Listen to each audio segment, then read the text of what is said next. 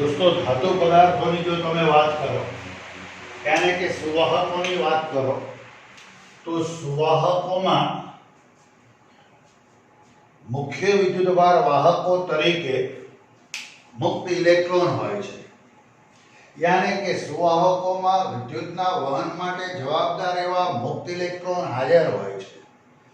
જો આવા સુવાહકને તમે બાહ્ય વિદ્યુત ક્ષેત્રની અંદર દાખલ કરો, આપણે આવું ભણ્યા कि जो तमे आ सुवाहकना कोई टुकड़ाने यानी कि धातुने सुवाहकने आ बाह्य कोई विद्युत क्षेत्रनी अंदर दाखल करो एटले ए जे सुवाहक छे ए सुवाहकनी सपाटी पर यानी कि आ विद्युत क्षेत्रनी विरुद्ध दिशामां इलेक्ट्रॉन पर बळ लागे एटले वाहकनी सपाटी पर ए डाबी बाजु जमा थाय। એ જ રીતે અહીંયા ધન વિદ્યુત ભારો જમા થાય। આમ વાહકની અંદર આ દિશામાં એક વિદ્યુત ક્ષેત્ર ઉત્પન્ન થાય એને ઈ ઇન્ટરનલ કહેવાય અને આઉટર બહારનું કહેવાય। એક સ્થિતિ એવી આવે કે અહીંયા ધન વિદ્યુત ભારો વધતા ગયા, અહીંયા ઋણ વધતા ગયા। હવે આ ધાતુમાં આ ઇન્ટરનલ વિદ્યુત ક્ષેત્ર એ બાહ્ય વિદ્યુત ક્ષેત્ર જેટલું બને यानी कि हवे बंने विद्युत क्षेत्रों ए समान मूल्यना ने परस्पर विरुद्ध दिशाना माटे परिणामी जे विद्युत क्षेत्र छे ए परिणामी विद्युत क्षेत्र केवुं थाय तो के शून्य थाय। आज मैं बात करी ए सुवाहकों माटे बात करी कि जे आपणे भणी गया लास्ट लेक्चर में कि ज्यारे सुवाहकने बाह्य विद्युत क्षेत्रमां मूकवामां आवे छे त्यारे वाहकनी सपाटी पर विद्युत भारो एवी रीते प्रेरित थाय छे के जेथी करीने वाहकमां उद्भवतुं इंटरनल विद्युत क्षेत्र ए बाह्य क्षेत्रनो विरोध करे। एक एवी स्थिति आवे के ए इंटरनल विद्युत क्षेत्र अने बाह्य क्षेत्र ए समान मूल्यना अने परस्पर विरुद्ध दिशाना यानी कि परिणामी क्षेत्र में वाहकमां केवुं थाय शून्य। दोस्तों आजनी मारी जे चर्चा खास करीने डाइलेक्ट्रिक पदार्थ माटेनी छे। हवे डाइलेक्ट्रिक पदार्थ एटले शुं बरोबर ध्यानथी समजो कि डाइलेक्ट्रिक पदार्थ आ डाइ इलेक्ट्रिक पदार्थ डाइलेक्ट्रिक पदार्थ के जे अवाहक छे आवा पदार्थ में मुक्त इलेक्ट्रॉन गैरहाजर होय छे। डाइलेक्ट्रिक पदार्थ एने कहेवाय कि जे अवाहक छे। आवा डाइलेक्ट्रिक पदार्थों में वाहकनी जेम मुक्त इलेक्ट्रॉन होता नथी। आ एक एवो पदार्थ छे के जे पोतानामांथी आ एक एवो पदार्थ छे के जे पोतानामांथी विद्युत भारने पसार थवा देतो नथी। पसार थवा देतो नथी परंतु विद्युत भारो जे छे ए विद्युत भारो परस्पर बळ एकबीजा उपर लगाड़ी शके छे। परंतु विद्युत भारो एकबीजा उपर परस्पर शुं लगाड़ी शके छे तो के बळ। डाइलेक्ट्रिक पदार्थ एटले ए अवाहक कहेवाय। आवा अवाहक पदार्थों में यानी कि डाइलेक्ट्रिक पदार्थ में सुवाहकोनी जेम मुक्त इलेक्ट्रॉन होता नथी यानी कि मुक्त इलेक्ट्रॉन गैरहाजर होय छे। आवा पदार्थों पोतानामांथी विद्युत भारने पसार थवा देता नथी परंतु विद्युत भारोने एकबीजा उपर बळ लगाडवानी छूट आपे छे जेने कारणे ए बळ लागवाथी यानी कि जेने कारणे એટલે કે બળ લાગવાથી આ જે વિદ્યુત ભારો છે એ વિદ્યુત ભારોનું મર્યાદિત એટલે ખૂબ ઓછું સૂક્ષ્મ ઓછું મર્યાદિત સ્થાનાંતર થાય છે અને એ મર્યાદિત સ્થાનાંતર થવાથી તેનું ધ્રુવીભવન થાય છે। શું થાય છે? ધ્રુવીભવન यानी कि तेनो पोलराइजेशन थाय छे। डाइलेक्ट्रिक पदार्थ ने आवा डाइलेक्ट्रिक पदार्थ ने જ્યારે બાહ્ય વિદ્યુત ક્ષેત્રમાં દાખલ કરવામાં આવે, દાખલ કરો એટલે તેમાં ડાયપોલ મોમેન્ટ પ્રેરિત થાય છે. શું થાય છે? ડાયપોલ મોમેન્ટ પ્રેરિત થાય છે. यानी કે ડાયપોલની ચાપમાત્રા ઉદ્ભવે છે. यानी કે ડાયપોલની ચાપમાત્રા પ્રેરિત થાય છે. હવેનો શબ્દ જોજો, બધી જ આણ્વિક ડાયપોલ, બરોબર સાંભળજો, બધી જ આણ્વિક ડાયપોલ, બધી જ આણ્વિક ડાયપોલ, બધી જ આણ્વિક ડાયપોલ ની ચાપમાત્રા, દરેક અણુ, બધી જ એટલે દરેક અણુની આણ્વિક ડાયપોલની ચાકમાત્રા ની સામૂહિક અસર, સામૂહિક અસર ડાઇલેક્ટ્રિક પદાર્થની સપાટી પર ચોખ્ખા વિદ્યુતભાર તરીકે પ્રેરિત થાય છે. બધી જ આણ્વિક ડાયપોલની ચાપમાત્રાની સામૂહિક અસર. હવે તમે એ જે ડાઇલેક્ટ્રિક પદાર્થ એને કે અવાહક છે, એને તમે બાહ્ય વિદ્યુત ક્ષેત્રમાં દાખલ કરો એટલે એમાં ડાયપોલ મોમેન્ટ પ્રેરિત થાય. દોસ્તો, ડાયપોલ મોમેન્ટ એટલે તમને ખબર છે, ઋણ વિદ્યુતભાર, ધન વિદ્યુતભાર, આ ઋણ, આ ધન, એટલે મોમેન્ટની દિશા ઋણથી ધન, આ ડાયપોલ મોમેન્ટ. ડાયપોલ મોમેન્ટ એમાં પ્રેરિત થાય. તમે એક જ પરમાણુની વાત કરો તો એ પરમાણુની અંદર ડાયપોલ મોમેન્ટ સદિશ P1, બીજામાં P2, ત્રીજામાં P3, આવી ડાયપોલ મોમેન્ટ પ્રેરિત થાય. આ બધી જ ડાયપોલ મોમેન્ટની સામૂહિક અસર એ ડાઇલેક્ટ્રિક પદાર્થનું જે ચોસલું છે એ ચોસલાની સપાટી પર તમને વિદ્યુતભાર રૂપે જોવા મળે.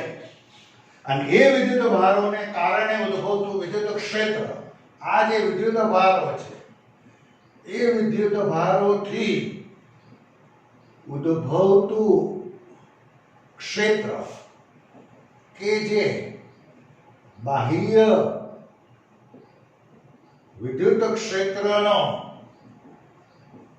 વિરોધ કરે, કે જે બાહ્ય વિદ્યુત ક્ષેત્રનો શું કરશે દોસ્તો? વિરોધ કરશે. 5 વાતો બોલ્યો.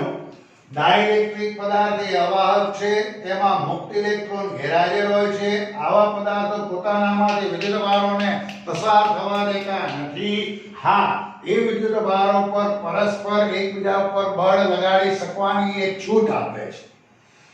આને કારણે, એટલે કે આ બળને કારણે વિદ્યુતભારોનું મર્યાદિત સ્થાનાંતર થવાથી તેનો ધ્રુવીકરણ થાય છે. જેવો તમે આ ડાઇલેક્ટ્રિક પદાર્થને બાહ્ય વિદ્યુત ક્ષેત્રમાં દાખલ કરો એટલે એમાં ડાયપોલ મોમેન્ટ પ્રેરિત થાય.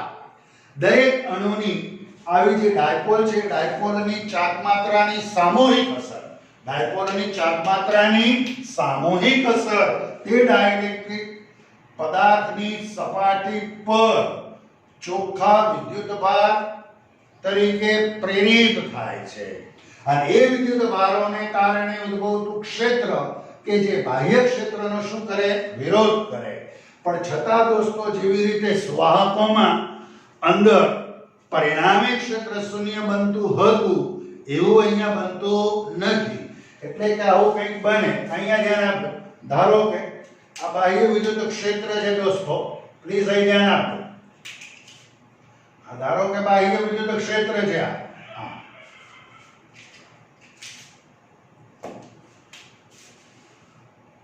આ બાહ્ય વિદ્યુત ક્ષેત્ર E0 કહો. હવે એમાં તમે આ ડાઇલેક્ટ્રિક ચોસલું મૂક્યું. તો એ ડાઇલેક્ટ્રિક ચોસલું જે છે એ ચોસલામાં અહીંયા ઘણી ધન વિદ્યુતભારો, અહીંયા ઋણ વિદ્યુતભારો. તો અહીંયા જે વિદ્યુત ક્ષેત્ર ઉત્પન્ન થયું એ વિદ્યુત ક્ષેત્ર ઇન્ટરનલ, અને આ વિદ્યુત ક્ષેત્ર જે છે ઈ આઉટર, એટલે કે અહીંયા જોજો આ E ઇન્ટરનલ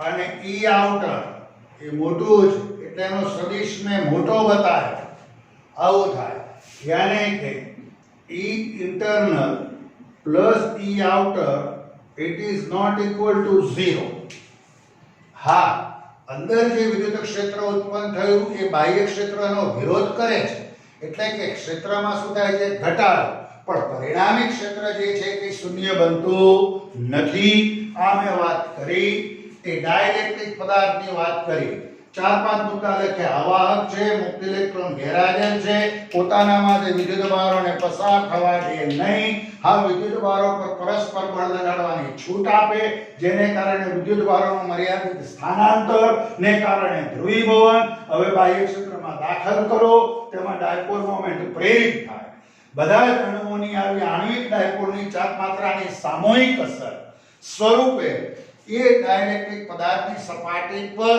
ચોખ્ખો વિદ્યુતભાર પ્રેરિત થાય છે અને એ વિદ્યુતભારને કારણે ઉદ્ભવતું ઇન્ટરનલ ક્ષેત્ર કે જે બાહ્ય ક્ષેત્રનો વિરોધ કરે છે આમ વાહકમાં વિદ્યુત ક્ષેત્રમાં ઘટાડો થાય છે after all E internal plus E outer it is not equal to 0 એવું કહી શકાય હવે આવા ડાઇલેક્ટ્રિક પદાર્થની દોસ્તો જો તમે વાત કરો તો ડાઇલેક્ટ્રિક પદાર્થના બે પ્રકાર છે આ ડાઇલેક્ટ્રિક પદાર્થ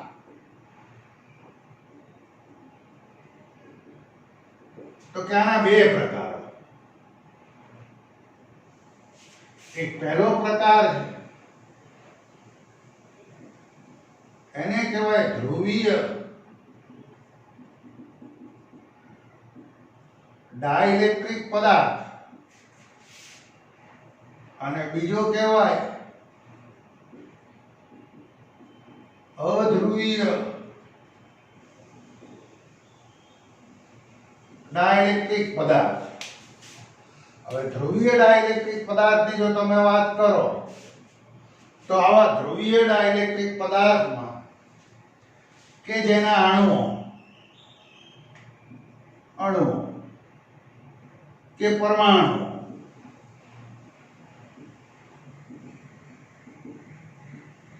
કાયમી ડાયપોલ મોમેન્ટ यानी કે ચાપ માત્રા ધરાવે છે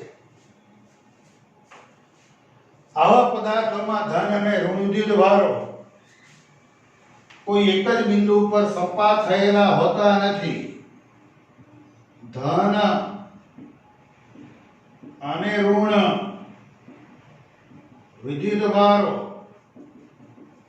એક જ બિંદુ પર સંપાત થયેલા હોતા નથી જે પદાર્થના અણુ કે પરમાણુઓ કાયમી ડાયપોલ મોમેન્ટ यानी કે ચાર્જ માત્રા ધરાવતા હોય તેવા પદાર્થને ધ્રુવીય ડાઇલેક્ટ્રિક પદાર્થ કહે છે દાખલા તરીકે H2O અને HCl H2O અને HCl આવા ડાઇલેક્ટ્રિક પદાર્થમાં ધન અને ઋણ વિદ્યુતભારો ના કેન્દ્રો કોઈ એક જ બિંદુ પર સંપાત થયેલા હોતા નથી દાખલા તરીકે HCl H2O હવે એનું ઉદાહરણ આપો તો કે એમાં પહેલેથી જ ડાયપોલ મોમેન્ટ હોય આ રીતે અહીં ઋણ વિદ્યુતભાર આ ધન વિદ્યુતભાર દોસ્તો સમજો બરોબર ધારો કે આમ તો કે આ ઋણ વિદ્યુતભાર આ ધન વિદ્યુતભાર આમ તો કે અહીંયા ધન વિદ્યુતભાર અહીંયા ઋણ વિદ્યુતભાર ધારો કે આમ ઋણ વિદ્યુતભાર ધન વિદ્યુતભાર આમ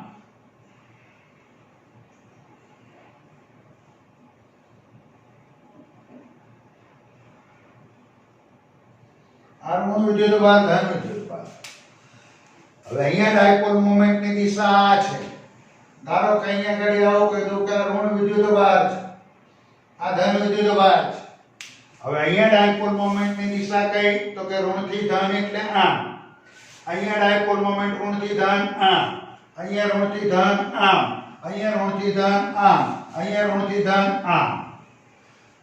ધ્રુવીય ડાઇલેક્ટ્રિક પદાર્થના અણુ કે પરમાણુ પહેલેથી જ ડાયપોલ મોમેન્ટ ધરાવે જ છે. દાખલા તરીકે HCl અને H2 ની વાત કરો તો એમાં ધન અને ઋણ વિદ્યુતભારના કેન્દ્રો કોઈ એકબીજા ઉપર સંપાત થયેલા હોતા નથી. અધ્રુવીય ડાઇલેક્ટ્રિક પદાર્થ કે જેના અણુઓ કાયમી ચાક માત્રા यानी કે ડાયપોલ મોમેન્ટ ધરાવતા નથી, પરંતુ એમાં ધન અને ઋણ વિદ્યુત ભારો ધન અને ઋણ વિદ્યુત ભારો ના કેન્દ્રો એકબીજા પર સંપાત હોય છે. અધ્રુવીય ડાઇલેક્ટ્રિક પદાર્થની જો વાત કરો તો એના અણુ કે પરમાણુ કાયમી ચાર્જ માત્ર ધરાવતા નથી. એમાં ધન અને ઋણ વિદ્યુતભારના કેન્દ્રો એકબીજા ઉપર સંપાત હોય છે. પહેલેથી આમાં એવી રીતે વીજભારો સંપાત હોતા નથી. અહીંયા પહેલેથી જ ડાયપોલ મોમેન્ટ છે, અહીંયા છે જ નહીં. અહીંયા આગળ ધન અને ઋણ વિદ્યુતભારના કેન્દ્રો એકબીજા ઉપર કેવા હોય? સંપાત હોય છે. એટલે કે આવી વાત છે, ધારો કે એક જ પરમાણુ લો તો એ પરમાણુની અંદર આ ઋણ વિદ્યુતભાર હોય અને એ ઋણ વિદ્યુતભારની ઉપર જ આ બીજો ધન વિદ્યુતભાર પણ આમ હોય. યાને કે હું આમ વાત કરું કે અહીંયા આગળ ધન અને ઋણ બંને બેઠેલા છે, એટલે કે પ્લસ ઓર માઈનસ q. આ બંને વિદ્યુતભારોના કેન્દ્રો એકબીજા ઉપર સંપાત છે. આને કહેવાય અધ્રુવીય ડાઇલેક્ટ્રિક પદાર્થ. આ કહેવાય ધ્રુવીય ડાઇલેક્ટ્રિક પદાર્થ. હવે હું વાત કરીશ કે આ અધ્રુવીય ડાઇલેક્ટ્રિક પદાર્થને તમે બાહ્ય વિદ્યુત ક્ષેત્રમાં મૂકો, નાઉ ધેન વોટ હેપન એની વાત કરો. તો કે અધ્રુવીય ડાઇલેક્ટ્રિક પદાર્થ છે એને તમે બાહ્ય ક્ષેત્રમાં મૂકો, જોજો શું થાય છે.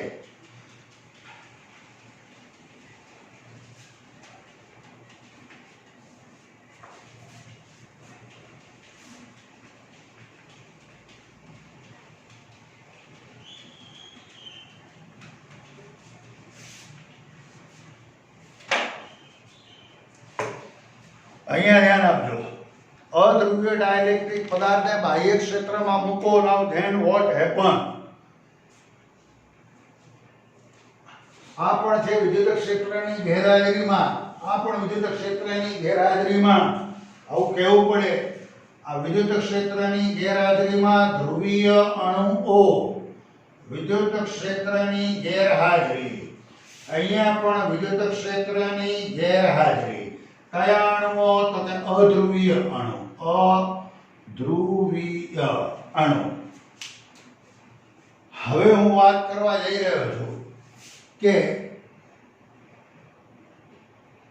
બાહ્ય વિદ્યુત ક્ષેત્રમાં અધ્રુવીય ડાઇલેક્ટ્રિક પદાર્થને દાખલ કરતા શું થાય સમજાવો. ડાઇલેક્ટ્રિક પદાર્થને અધ્રુવીય એટલે કે આની વાત કરું છું કે જેના અણુ કાયમી ડાયપોલ મોમેન્ટ ધરાવતા નથી. એટલે અહીંયા પહેલા લખવાનું તમારે કે અધ્રુવીય ડાઇલેક્ટ્રિક પદાર્થના અણુઓ કાયમી ડાયપોલ મોમેન્ટ ધરાવતા નથી. આ પહેલું વાક્ય. અહીં ધન અને ઋણ વિદ્યુત ભારોના કેન્દ્રો કે જે એકબીજા ઉપર સંપાત થયેલા હોય છે. હવે જો તેને યાને કે બાહ્ય વિદ્યુત ક્ષેત્રમાં દાખલ કરવામાં આવે તો જોજો તો કે અત્યારે એમાં ધન અને ઋણ વિદ્યુતભારના કેન્દ્રો એકબીજા ઉપર સંપાત છે. એટલે કે આવું જ એક જ પરમાણુ અણુ લો અને એમાં તમને ખબર છે આ ધન ઋણ વિદ્યુતભાર એકબીજા ઉપર એના કેન્દ્રો શું છે તો કે સંપાત છે આ પ્લસ ઓર માઇનસ q વિદ્યુતભાર કહો. હવે અહીંયા આગળ હાલમાં વિદ્યુત ક્ષેત્ર E બરાબર કેવું છે શૂન્ય છે અને એ વિદ્યુત ક્ષેત્ર શૂન્ય હોવાને કારણે હવે શું થાય છે જોજો તમે વિદ્યુત ક્ષેત્ર કેવું છે શૂન્ય બંને વિદ્યુતભારના કેન્દ્ર એકબીજા ઉપર સંપાત છે. હવે તમે બાહ્ય વિદ્યુત ક્ષેત્ર અહીંયા લાગુ પાડો એટલે જેવું તમે આ બાહ્ય વિદ્યુત ક્ષેત્ર E0 લાગુ પાડશો એટલે એ જે વિદ્યુતભાર ધન છે એ અહીંયા આવશે અને ઋણ વિદ્યુતભાર જે છે એ આમ જશે. આવું શું કામ થયું તો કે આપણે જાણીએ છીએ કે ધન વિદ્યુતભાર પર ક્ષેત્રની દિશામાં બળ લાગે અને ઋણ વિદ્યુતભાર પર ક્ષેત્રની વિરુદ્ધ દિશામાં બળ લાગે. યાને કે બાહ્ય વિદ્યુત ક્ષેત્ર દાખલ કરતા આ ધન અને ઋણ વિદ્યુતભારો પરસ્પર વિરુદ્ધ દિશામાં ગતિ કરે છે. તેના કેન્દ્રો પણ પરસ્પર વિરુદ્ધ દિશામાં ગતિ કરે છે અને આ વિદ્યુતભારો ધારો કે વચ્ચેનું અંતર d હોય તો હવે ડાયપોલ મોમેન્ટ P બરાબર 2aq 2a એટલે બે વિદ્યુતભારો વચ્ચેનું અંતર મારા માટે d છે વિદ્યુતભાર q છે એટલે ડાયપોલ મોમેન્ટ થાય qd. અહીંયા વિદ્યુત ક્ષેત્ર જે છે એ વિદ્યુત ક્ષેત્ર it is not equal to 0. અહીંયા જો તમે વાત કરો તો q into d બંને વિદ્યુતભારોના કેન્દ્રો એકબીજા ઉપર સંપાત છે એટલે તેમનું વચ્ચેનું અંતર શૂન્ય એટલે કે મોમેન્ટ શૂન્ય.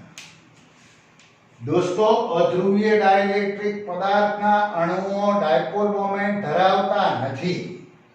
આવા પદાર્થના પરમાણુઓમાં ધન અને ઋણ વિદ્યુતભારોના કેન્દ્રો એકબીજા ઉપર સંપાત હોય છે. હવે અધ્રુવીય ડાઇલેક્ટ્રિક પદાર્થની જો વાત કરું હું એક જ પરમાણુ લો તો ધન અને ઋણ વિદ્યુતભારોના કેન્દ્રો એકબીજા ઉપર સંપાત છે. એ વિદ્યુતભારો વચ્ચેનું અંતર d શૂન્ય છે માટે મોમેન્ટ શૂન્ય કહેવાય. ક્ષેત્ર ગેરહાજર છે. જેવું તમે ક્ષેત્ર લાગુ પાડ્યું એટલે ધન અને ઋણ વિદ્યુતભારો અને તેના કેન્દ્રો પરસ્પર વિરુદ્ધ દિશામાં ગતિ કરે છે. ધન પર ક્ષેત્રની દિશામાં બળ લાગે ઋણ પર ક્ષેત્રની વિરુદ્ધ દિશામાં બળ લાગે છે. હવે બંને વિદ્યુતભારો વચ્ચેનું અંતર તો કે d છે એટલે કે હવે એમાં ડાયપોલ મોમેન્ટ P બરાબર qd થાય. ડાયપોલ એટલે ધન અને ઋણ વિદ્યુતભાર પ્રકરણે અહીંયા ક્ષેત્ર is not equal to 0 એટલે કે અહીંયા કંઈક ચાક માત્રા તમને જોવા મળે છે. શું મળે છે? કંઈક ચાક માત્રા જોવા મળે છે. હવે આ d એટલે બંને વિદ્યુતભારોના કેન્દ્રો વચ્ચેનું અંતર છે. બરોબર સમજો દોસ્તો. સમદિગ્ધર્મી ડાઇલેક્ટ્રિક પદાર્થ આવો એક શબ્દ સાહેબે વાપર્યો છે. સમદિગ્ધર્મી ડાઇલેક્ટ્રિક પદાર્થ.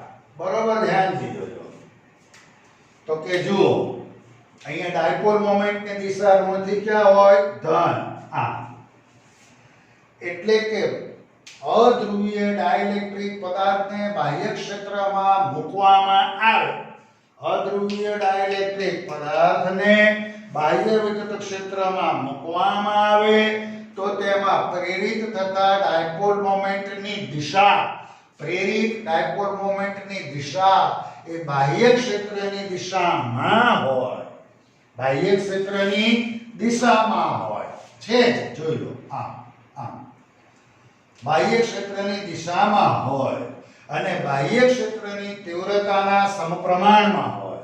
બાહ્ય ક્ષેત્રની તીવ્રતાના સમપ્રમાણમાં હોય તો આવા પદાર્થને સમદિગ્ધર્મી ડાઇલેક્ટ્રિક પદાર્થ કહે છે.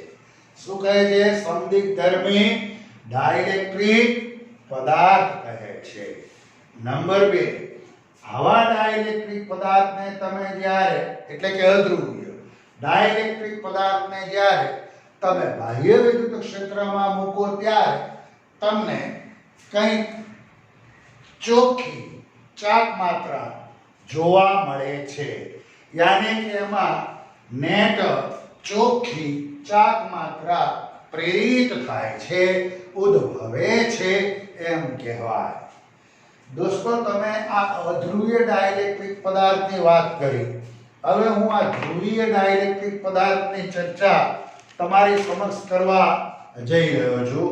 એવી જ વાત અહીંયા આવું કહેવું હોય તો કહેવાય, આપણે આ નવી ટેક્સ્ટમાં છે નહીં, પણ આ જે ડાયપોલ મોમેન્ટ છે P, એ જો ક્ષેત્ર બહુ પ્રબળ ન હોય તો P it is proportional to E0 અને અચળાંક આવો આલ્ફા આવે છે, એને ધ્રુવીયતા કહે છે. શું કહે છે? ધ્રુવીયતા. એટલે કે આને આમ બી લખાય સદિશ P બરાબર આલ્ફા સદિશ E0, પણ આપણી ટેક્સ્ટમાં હમણાં છે નહીં. સારું,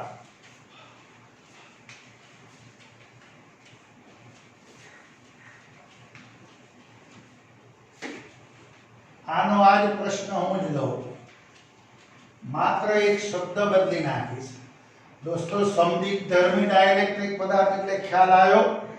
તો કે જે ડાયપોલ મોમેન્ટ પ્રેરિત થઈ એ મોમેન્ટની દિશા એ બાહ્ય ક્ષેત્રની દિશામાં હોય અને ક્ષેત્રની તીવ્રતાના સમપ્રમાણમાં હોય, એને કહેવાય સમદિગ્ધર્મી ડાઇલેક્ટ્રિક પદાર્થ.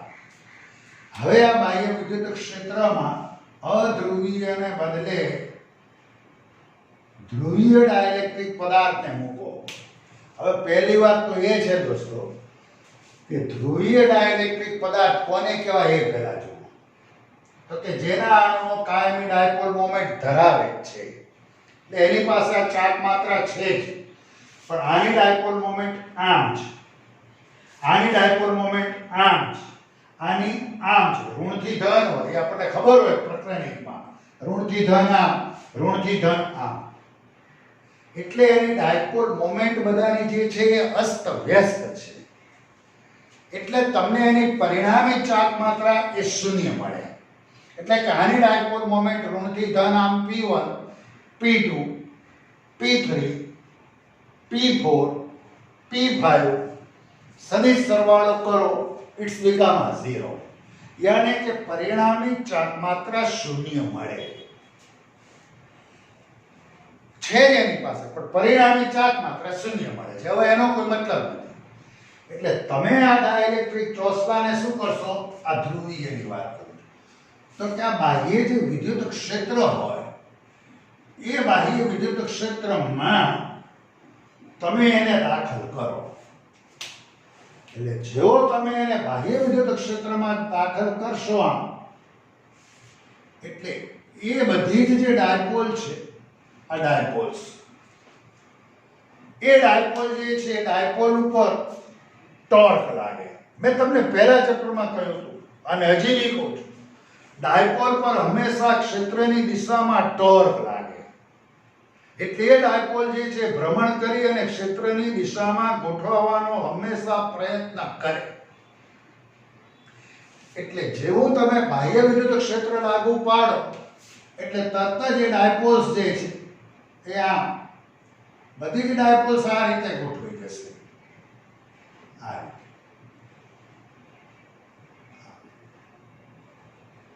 બરોબર સમજો અહીંયા.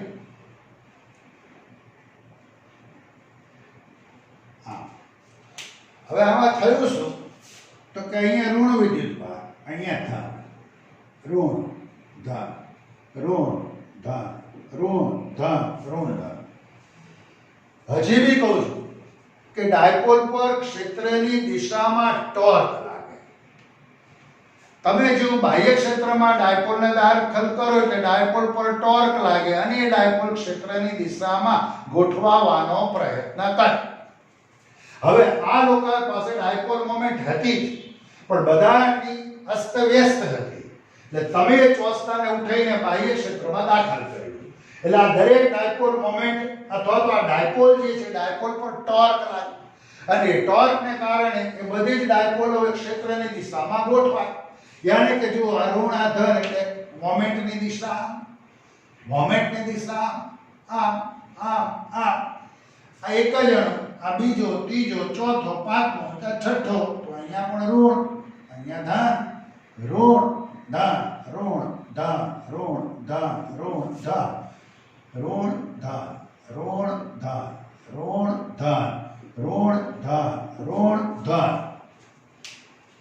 એટલે હવે દરેક અણુની ડાયપોલ મોમેન્ટ એક જ દિશામાં થઈ ગઈ. હવે તમને પરિણામી ચાર્જ માત્રા શૂન્ય મળે નહીં. અહીંયા તો બધી અસ્તવ્યસ્ત હતી, કોકની આમ કોકની આમ કોકની આમ કોકની આમ. અહીંયા બધાની ડાયપોલ મોમેન્ટ હવે એક જ દિશામાં છે, એટલે પરિણામી ચાર્જ માત્રા હવે તમને શૂન્ય મળે નહીં. આને કહેવાય પોલરાઇઝેશન થયું. પોલરાઇઝેશન એટલે એકમ કદ દીઠ પોલરાઇઝેશન અથવા તો ધ્રુવીભવન. ટેક્સ્ટ મુજબ એકમ કદ દીઠ ડાયપોલ મોમેન્ટ ને પોલરાઇઝેશન કહે છે. અને એ પોલરાઇઝેશન એટલે કે આ ડાયપોલ મોમેન્ટ મેં હમણાં જ કીધું એમ વિદ્યુત ક્ષેત્રની તીવ્રતા E ના કેવા હોય સમપ્રમાણ ડાયપોલ મોમેન્ટ. ક્ષેત્ર બહુ પ્રબળ ન હોય તો ખરેખર તો. અને અહીંયા અચળાંક સાહેબે લખ્યું E0. આ કાય E કહેવાય, એને કહેવાય વિદ્યુત સસેપ્ટિબિલિટી. ડાઇલેક્ટ્રિક પદાર્થની વિદ્યુત સસેપ્ટિબિલિટી એને કાય E કહેવાય. ધ્રુવીય ડાઇલેક્ટ્રિક પદાર્થમાં એક જ વાત હતી કે અસ્તવ્યસ્ત ડાયપોલ મોમેન્ટ બાહ્ય ક્ષેત્રમાં મૂકો, ડાયપોલ પર ટોર્ક લાગે. ટોર્કને કારણે બધી ડાયપોલ્સ ભ્રમણ કરી અને ક્ષેત્રની દિશામાં ગોઠવવાનો પ્રયત્ન કરે અને ગોઠવાઈ પણ જાય છે. હવે પરિણામી ચાર્જ માત્રા શૂન્ય મળતી નથી. એકમ કદ દીઠ ડાયપોલ મોમેન્ટને કહેવાય પોલરાઇઝેશન. આમ તો આ પોલરાઇઝેશન થયું કહેવાય, ધ્રુવીભવન થયું કહેવાય, બધાની દિશા એક જ થઈ ગઈ, બધાની વિચારધારા એક જ થઈ ગઈ. એટલે હવે તમને જે આ મળે છે એ પોલરાઇઝેશન. સદિશ P બરાબર કાય E0. એટલે બન્યું એવું કે તમે જ્યારે ધ્રુવીય ડાઇલેક્ટ્રિક પદાર્થને બાહ્ય ક્ષેત્રમાં મૂકો છો ને તો એને કારણે પોલરાઇઝેશન થાય છે. એટલે કે બધાની મોમેન્ટ એક જ દિશામાં થઈ જાય છે, એટલે કે પોલરાઇઝેશન થાય છે. હવે ધારો હવે બહુ સુંદર વાત કરો. આ ડાઇલેક્ટ્રિક ચોસલું છે. એ ડાઇલેક્ટ્રિક ચોસલામાં અનુક્રમે આવતી ડાયપોલ, ફરીવાર સમજો, ડાઇલેક્ટ્રિક ચોસલામાં અનુક્રમે આવતી ડાયપોલના ધન અને ઋણ વિદ્યુત ભારો એકબીજાની પાસે છે. ચોસલામાં અનુક્રમે આવતી ડાયપોલના ધન અને ઋણ વિદ્યુત ભારો એકબીજાની પાસે હોવાથી તેઓ એકબીજાની અસરને નાબૂદ કરે છે. યાને કે આ ધન આ ઋણ એકબીજાની અસર નાબૂદ કરે, ધન ઋણ એકબીજાની અસર નાબૂદ કરે, ધન ઋણ ધન ઋણ ધન ઋણ ધન ઋણ ધન ઋણ ધન.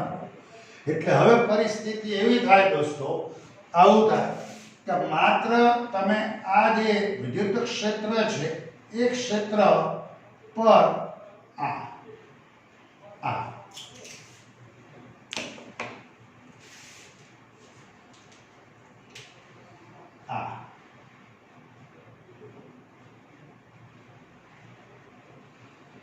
માત્ર અહીંયા ધન દેખાય છે. એ જ રીતે અહીંયા વાત કરો, ડાઇલેક્ટ્રિક ચોસલાની આ જે સપાટી છે તે અહીંયા તો કે આ ઋણ વિદ્યુત ભાર દેખાય છે. અને આ જે છે કયો છે તો કે ધન છે. હવે આ ધન ઋણ આ ધન ઋણ આ ધન ઋણ આ બધા એકબીજાની અસર નાબૂદ કરે. એટલે આ જે વિદ્યુત ક્ષેત્ર જે છે એ વિદ્યુત ક્ષેત્રને આ લંબ સપાટી પર, ફરીવાર આ વિદ્યુત ક્ષેત્ર ને લંબ આ સપાટી પર અહીંયા ધન વિદ્યુત ભારો, અહીંયા ઋણ વિદ્યુત ભારો, અહીંયા પણ આ સપાટી છે, સપાટી આ ક્ષેત્ર જે છે એ ક્ષેત્રને લંબ કહેવાય, ત્યાં ઋણ વિદ્યુત ભાર, અહીંયા ધન અહીંયા ઋણ. આ વિદ્યુત ભારો એ બદ્ધ વિદ્યુત ભારો, એને બંધિત વિદ્યુત ભારો કહેવાય. અને એ વિદ્યુત ભારોને કારણે અંદર આ વિદ્યુત ક્ષેત્ર ઉત્પન્ન થયું એ વિદ્યુત ક્ષેત્ર એ ઇન્ટરનલ આંતરિક ક્ષેત્ર કે જે આંતરિક ક્ષેત્ર એ બાહ્ય ક્ષેત્ર E0 નો વિરોધ કરે. આમ અંદર આ વિદ્યુત ક્ષેત્રની અસર ઘટે. બાહ્ય ક્ષેત્રની અસરમાં ઘટાડો થાય.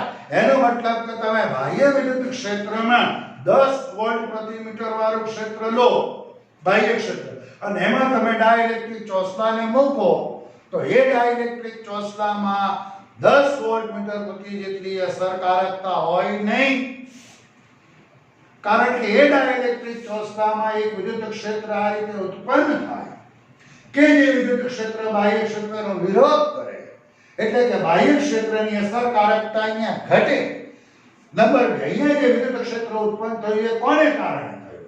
તો કે આ બંધ વિદ્યુતભારોને કારણે.